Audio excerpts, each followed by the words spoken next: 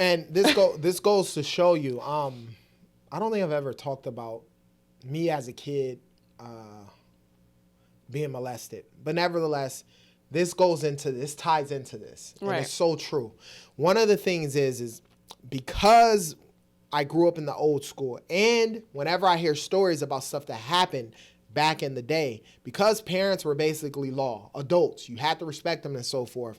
As a kid, if an adult was violating you or doing something to you wrong, what ended up happening? Either you didn't say anything because you thought maybe what they were doing was okay, or you were afraid to say something because you thought you would get in trouble by Right. going against an adult.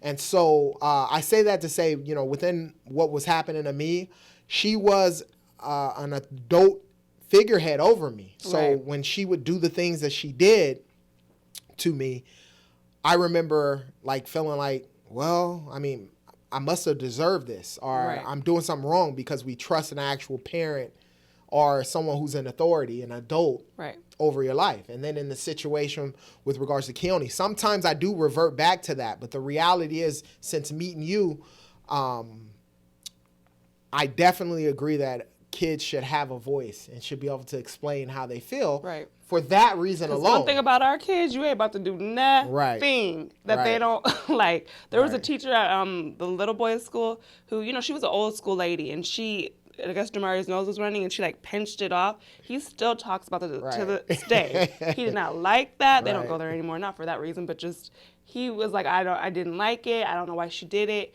Told me right away. Like, our kids are just very vocal, and sometimes yes, it is annoying, and sometimes you're like, what? Like, you want to say, what? You're just a little kid.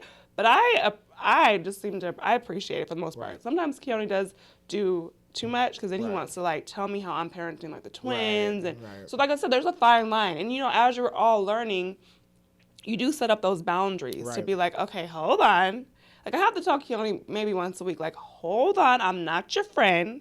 Like, I am your parent, so you can't just be like, bruh, because I feel like there has to be some respect. Like, that part of me, I'm just not going to be that cool. Like, you ain't going to be just talking to me like, I'm one of your friends on Fortnite. Like, I'm not that hip, not that new school. But I think that it is important to give them that space to be able to respectfully tell you when they don't like when you're doing something.